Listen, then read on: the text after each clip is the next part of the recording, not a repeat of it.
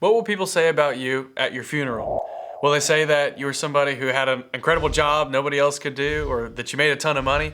Or will you be known as a person who loved other people and lived very meaningfully in the moment? Better yet, what will your Savior say about you when you get to heaven one day? Living meaningfully is about more than just completing tasks. It's about using the few years that we have here on earth to work towards a mission that's bigger than ourselves.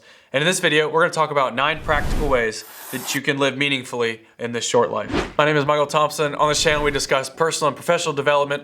We do that from a Christian perspective. And the book, 4,000 Weeks, I have done a review on.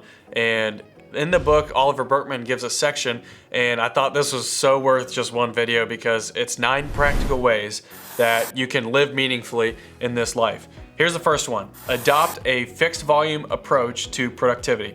He says that you can keep 2 lists, one open and then one closed. And in your mind, you have a list. The open list is the things that you're currently working on, and the closed list is the list of things that you're not working on. And this is helpful because sometimes I get really overwhelmed because I have they say you have too many sticks in the fire.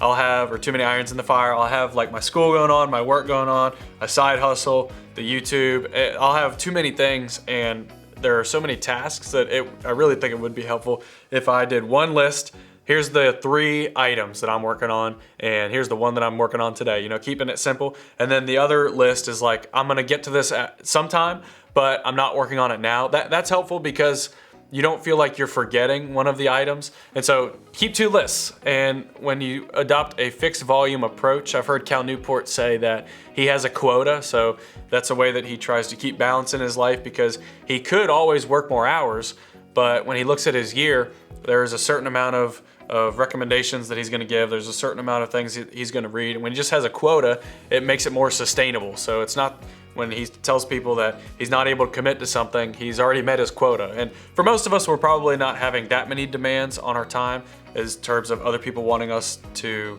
do different tasks. But in his life, that's the case. I don't know, maybe that's the case in your life. But I know for me, it's more, I need to set for right now, it's really helpful if I would have a set amount of time that I'm gonna work on school each week. That way, every waking moment outside of work doesn't go towards school. So have a quota, adopt a fixed volume approach. The second tip to live meaningfully is to focus on one big project at a time. And we've all heard work on one thing at a time, right? If you're a kid, maybe you tried to carry multiple things in your hands and tried to grab the door at the same time, and your mom yelled at you and she said if you would just use both hands, then this wouldn't be such an issue. Okay, maybe that's just me. But you know that if you focus on one thing at a time, you're gonna be more effective at it. And even, you're gonna be less stressed as well, because when you're focused on one thing, you know that that's the task that you have to complete. And then when you're focused on one thing, it also forces you to say no.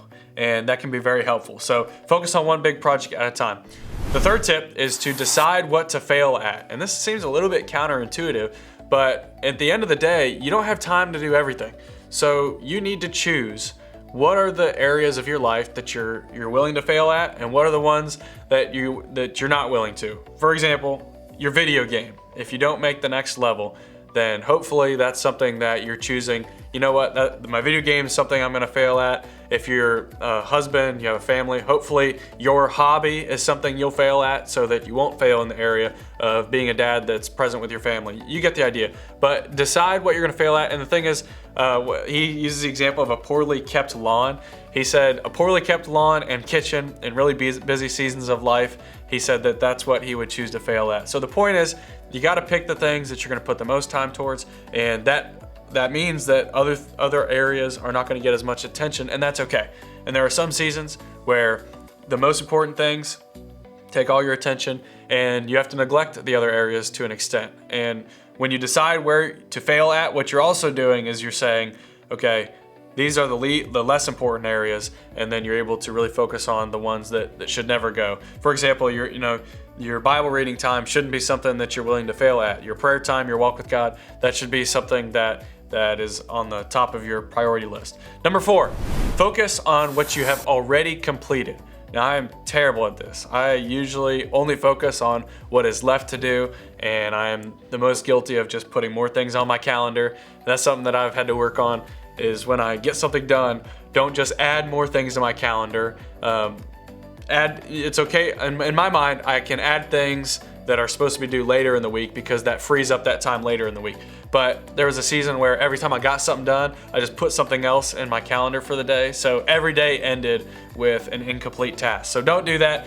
Focus on the things that you have completed. And I mean, unless you're completing nothing, then you just need to get some things on your schedule and you need to get moving. But if you're somebody who is always working, you always have a lot of tasks, focus on things that you've completed.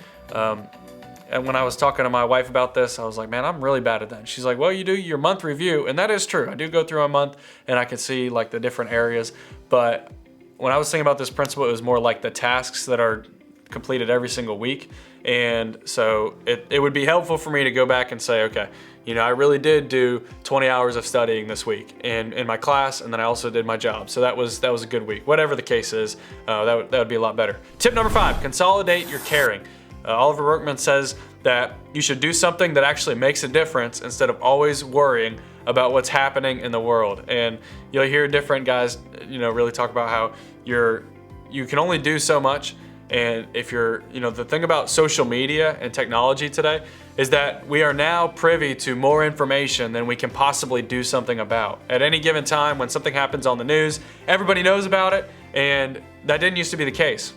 You'd have to wait until the paper came out to find certain information, certain things that were happening in the news. But today, your phone's going off all the time. If you have notifications, you shouldn't have notifications on your phone other than for messages, but that's neither here nor there. But another thing that the news never tells you or your phone never tells you is where does this notification fall in your priority list? Because the email pops up just like the emergency family message pops up, just like the ESPN, all these things come into your phone all the time. So if you don't have your phone set up I argue that you should only have notifications for messages. Nothing else on your phone should give you a message. And some people even go to the extent where they have their phone in grayscale. Whatever the case is, you're changing the priorities. You're not letting your phone get a hold of you for any little thing. And that means that you're gonna be able to be more focused on things that matter the most. Like I said, when a notification comes in, the notification doesn't say this is the least of your worries. They all come in and they have the same level of urgency. They beep on your phone. So I think that you should not have notifications on your phone to help you be a little bit more focused. So another thing that Oliver Burkman says is that you have a finite capacity, and if you're not careful, you're going to be putting too many problems in your head versus what you can solve, and it's going to remove your creativity, and you're always going to be focusing on things you can't control. So number 5, make sure that you consolidate your caring to things that matter the most. Number 6, embrace boring and single-purpose technology. Recently, I read a book by Reagan Rose called Redeeming Productivity, and he said that, actually no, it was his podcast. It was still Reagan Rose. In his podcast, he said he doesn't carry a cell phone. So I really haven't heard someone go that far in the productivity yet, but he does carry an Apple Watch that has cell service to it. His point was that he doesn't have to be contacted all the time on the phone. And the most important things, like one of the things that happens in work is if you're always really good at answering email, then people email you because they know that works. If you're somebody who always goes the extra, well, we should as Christians go the extra mile. But if you hurt your sermon prep, like if you're a pastor, if you hurt your sermon prep for the sake of answering a message that, it's not nearly as timely or important, then people are always gonna message you because they can get a hold of you. But if at the end of the day, you set boundaries, and like Reagan Rose, he was saying that, he emails and he contacts people, but he's noticed that they adopt to, whatever his standard is. So he's actually able to just have a watch, an Apple Watch that gets messages. It's a good example of this single-purpose technology, but I think the main thing is not having all your email, all your text, all the things on your phone all the time, because if you just have Facebook, or if you do your social media, this is something I've done before, on your computer, and then you don't do that on your phone, it just helps set up boundaries. And Burkman also says that you shouldn't participate in anything that makes money by keeping you on the platform. So this would be a lot of social media. I think that social media is fine. You just have to do it in moderation. Have it on your computer, don't have it on your phone. Set up little boundaries like that. Maybe set yourself a time limit. But for some of you, you need to delete social media because you've never deleted it before. And if we're being honest, you have an addiction that is owning you, and you see things all the time you shouldn't see on there.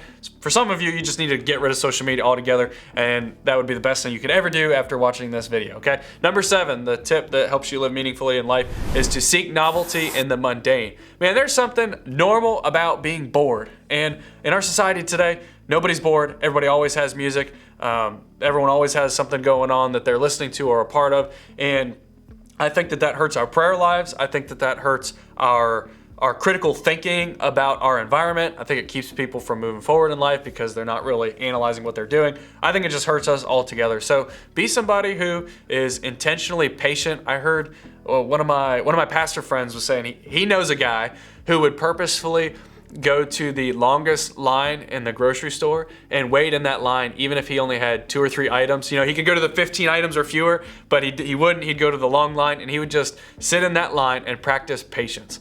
And that's an art that's lost on today. And one huge thing that'll impact your life is allowing yourself to get bored. That is important. But also, what do you do once you get bored? Is your automatic default something like social media or something like turning on a TV show? If so, then try doing this. When you get bored, pull out a book. It sounds like a super simple principle, but if boredom is a good thing because it can drive you to action.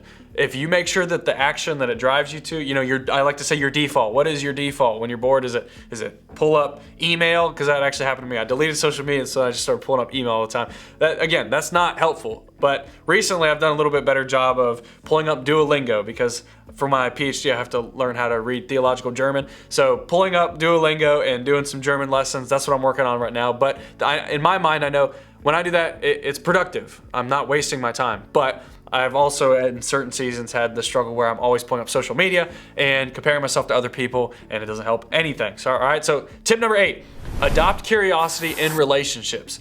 Curiosity is one of the highest performing people are curious people. If you're somebody you're an engineer and you're interested in the guy who runs the grocery store, or the guy who runs the grocery store pays attention to the person in the medical field. When you're interested in other people, number one, that's the way that we should live because we care about other people, and God commands us to be selfless and to be giving kinds of people with our time, with the skills that He's given us. So that's important. But you're also going to be more effective in what you do because there's a creativity that comes when you're curious.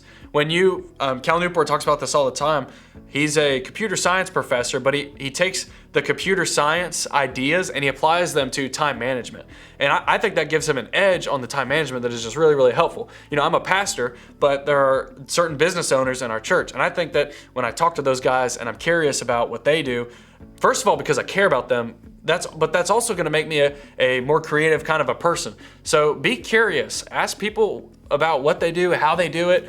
When you see something going on in life, don't just say, oh, that's cool, and move on. Think, how does that work? And if you're a very inquisitive person, then you're going to be able to be much more creative, and you're going to be adopting that curiosity in the relationships. Here's the last way you can live meaningfully. Cultivate instantaneous generosity. If you have the urge to give someone a compliment, don't think it, actually text it. Okay, don't be somebody who you want to be more giving and you have some money in your pocket, you see someone who has a need and you just keep it in your pocket. Cultivate this idea that if you have a good idea or you have a compliment or you think something positively about somebody, say it right in the moment, because the only compliments that encourage people are the ones you actually give. I used to have a compliment for somebody and I'd be like, oh, they're good at this, that's cool, and I would just think it. But I've been actively over the last couple of years trying to, when I think something that's encouraging, actually say that to the person. Or, even with generosity, a big part of generosity goes back to the planning that we've talked about over and over and over again on this channel. If you don't plan to be generous, then you're not gonna be. If you don't set that money aside for other people and to be a generous kind of person, then it's not gonna happen. So be somebody who's a planner, be somebody who's generous. Cultivate the habit of being generous instantaneously. If you have a compliment, say it, don't hold on to it. Hey guys, I hope you enjoyed this video on how to live meaningfully. 9 different tips. Don't try to do 3 or 4 at a time, pick one. Go back through, watch the video, write down one of the tips that you're gonna be working on. And again, this comes from Oliver Burkman's book, 4,000 Weeks. He also wrote Meditations for Mortals. So once you write down the habits that you're gonna work on, or the point from the Living Meaningfully video that we just did. Once you have that written down, go read his books, and I think you're gonna find them really helpful. We'll see you guys in the next one.